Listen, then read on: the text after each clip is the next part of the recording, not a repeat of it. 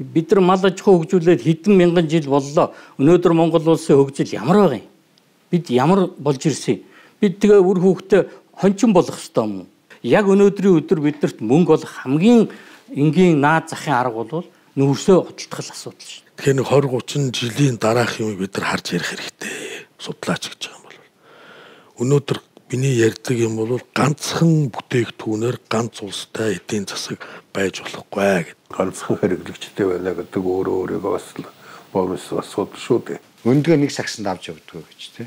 Олон сагсанд. Тэгвэл бид нар ягаад заавал нэг сагс руу хамаг баялгаа шилжүүлэх гэдэг. Ягаад нэг сагсанд бүх өндөг баялгаа барих гэдэг. Өнөөдөр энэ хүн ярьж байна. Хятад нийлүүлж байна. Ганц орны монопол гэж.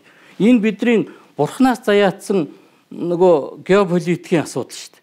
Бид яах ч арга байхгүй нэг өөрчлөх боломжгүй шүү дээ. Зүгээр л өмнө байж байгаа жижигхэн бэрхшээл хараад байхвас тэрийг зохион байгуулдаг янз бүрийн аргууд байгааг өмнө байж байгаа бэрхшээлээ даван туулж сэтгэх хэрэгтэй.